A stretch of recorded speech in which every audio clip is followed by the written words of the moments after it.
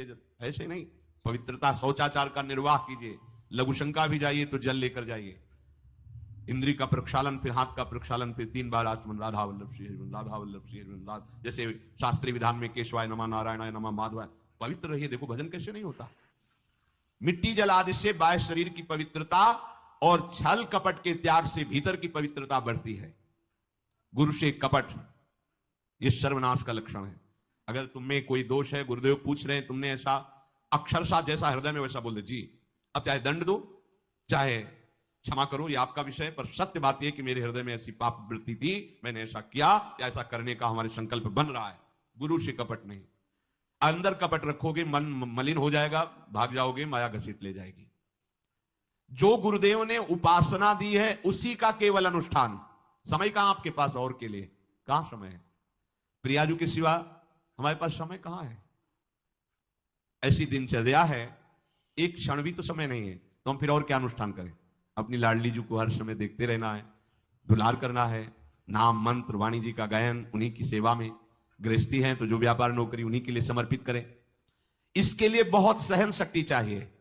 ठंडी गर्मी, मान अपमान, निंदा स्तुति, परिवार वालों की अवहेलना, ये सब मिलेगा इनाम में। इसे सहो चुपचाप। इसके लिए रो मत। कैसे लोग हैं रो देते हैं, शरीर की प्रतिकूलता में रो देते हैं। अरे आंसू श्री जी के लिए, सिर्फ प्यार में रो श्री जी के, और सब दुख मुस्कुरा के सहना सीखो। मौनम, वाणी को बहुत संभालिए। नाम जप के लिए मौन बहुत आवश्यक है। अगर बार बार थोड़ी थोड़ी देर में बोलते रहेंगे तो एकाग्रता भंग होती रहेगी, नाम में मिठास नहीं अनुभव कर पाएंगे। कभी कभी ऐसा होता है ये जाम हो जाता है, बोलना भी चाहे तो नहीं बोल पाते, क्यों? क्रम टूट जाएगा।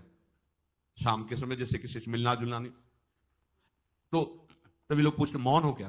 तो फिर नहीं, मौन नहीं, क्या बात, इशारे समझ लो जो काम, चलो। क्योंकि अगर निरंतर मंत्राकार वृत्ति तो बोलने की भी हिम्मत नहीं रह जाती, पर वहां तक पहुंचने के लिए वाणी का मौन आवश्यक है। मौन का मतलब ऊं करना नहीं है, आवश्यक हो तो शब्द बोल दो, नहीं अधिकतर मौन रहने की चेष्टा करो। जो आपको मार्ग मिला है, कई बार वर्णन किया है कि सत्संग में जो शब्द आपको लगते हैं तो डायरी में लिखना चाहिए, या याद कर लो, बाद में लिख लेना जाके। और अपने लिखे हुए सत्संग के वचनों को रोज स्वाध्याय करना चाहिए। अमुक तारीख के सत्संग में ये पॉइंट, और उनको बार बार, ऐसा नहीं कि आपको ही कह रहे हैं, जहां जहां संत मिले जो जो बोले उनके सामने तो लिखा पड़ी नहीं, पीछे हट के लिखना। 2 डायरी हैं, एक सन्यास की है, एक वैष्णव मार्ग, दोनों को गुरुजनों की, महापुरुषों की वाणी को एकदम एकाग्रता से सुनाओ। जब अलग हटे तो सबसे पहला काम, इस तारीख को इस महापुरुष ने ये शब्द बोला, और उन्हीं का बार बार स्वाध्याय करना। क्योंकि सब शास्त्रों में कहां दौड़े घूमेंगे, महापुरुष जन सब शास्त्रों का सार बोलते, उसे लिख लिया।